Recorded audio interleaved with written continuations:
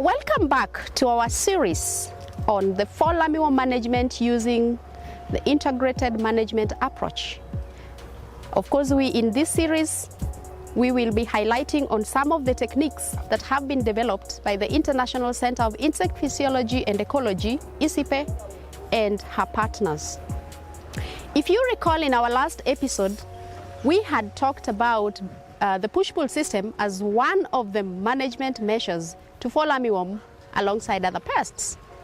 In this episode, we tell you more about how you can establish the push-pull system and what to look out for you to benefit maximally out of the push-pull system.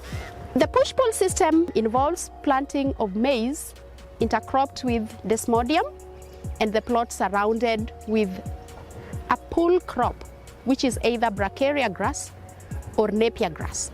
Other than protecting your maize from stem borers and fall armyworm, it controls striga weed. Both desmodium and bracharia grass are also good fodder for your animals.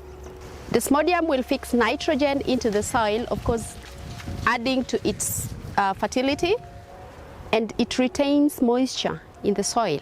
Very good, particularly in dry areas, and it also prevents soil erosion. We have different types of push-pull that we can adopt depending on where we are. The first one is the conventional push-pull, where you grow maize intercropped with silverleaf desmodium and Napier grass. This is commonly practiced in areas where we have adequate moisture because Napier grass and silverleaf desmodium tends to dry up during dry season. The second type of push-pull that we have is the climate smart push-pull that involves intercropping your cereals or maize with greenleaf desmodium and surrounding the plot with bracharia grass. And this is commonly practiced in dry areas because both greenleaf desmodium and bracharia grass can withstand high and long periods of drought. Now let's get down to how then do we establish the push-pull plot. First, identify a plot or a piece of land where you want to establish your cereals, and this should be a place where you are comfortable leaving desmodium and bracharia as perennial crops. Once you identify your land, you need to have pegs that you will use to mark out the lines where you're going to plant desmodium, bracharia, and maize. Remember, you are intercropping 3 crops in one field. You need strings to mark out the straight lines, and then you also need manure, and of course seeds, both for maize, desmodium, and bracharia. Once your land is prepared, at the onset of rain, ensure that you plant in good time. When planting, we can use either seeds for the desmodium, or we can use vegetative planting materials such as root splits for bracharia or Napier grass, and then we can also use desmodium cuttings.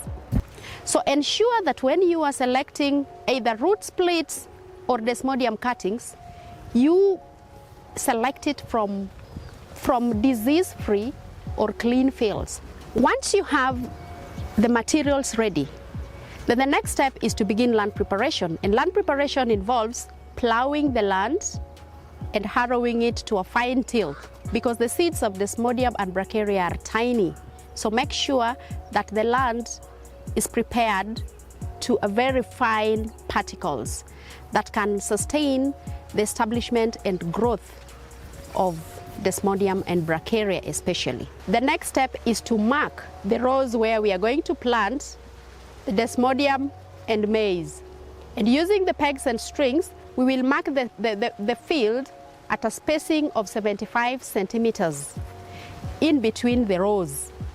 We begin by planting 3 rows of bracharia at a spacing of 75 centimeters in between the rows and 25 centimeters within the rows. Desmodium is not planted, but we drill it. Along the lines that we had marked, we will drill the rows of desmodium. The hole should be drilled at about 7 to 10 centimeters deep.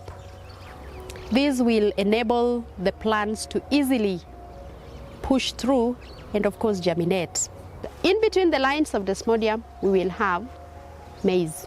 Before drilling the Desmodium, ensure that the seeds are mixed with either manure or sand at a ratio of 1 portion of Desmodium to 3 parts. This will ensure that you use the correct seed rate, and then there is spacing within to avoid overcrowding and of course competition for nutrients. Try to plant during at a time when there is adequate moisture in the soil to support establishment and germination of both the companion plants and the maize seeds.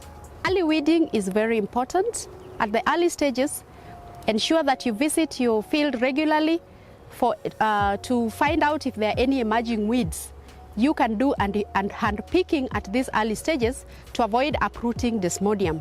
If it grows very vigorously, try to trim it and keep it within its line so that it does not smother the maize. Do this until the maize has grown to a level where it cannot be overshadowed by Desmodium. Ensure that you use manure at planting and ensure that you top dress at the right time. Where you don't have liquid manure or bioslurry, you can do top dressing using a CAN fertilizer. You don't have to keep on uprooting or replanting Desmodium and Bracharia in subsequent seasons. You'll only need to be introducing the maize crop, and where you need to rotate, you can plant crops like vegetables. You can do spinach, you can do kales, or any other high value vegetable crop, so that the companion plants remain perennial in the field. This even reduces your labor in subsequent seasons. For more information on the push-pull system, please check the link on the video description below. And you do not want to miss our next episode, which is mainly going to focus on the biological methods of controlling fall armyworm. Until then, hit the subscribe button for more information on ISIPE work and of course the management of insects. Ciao!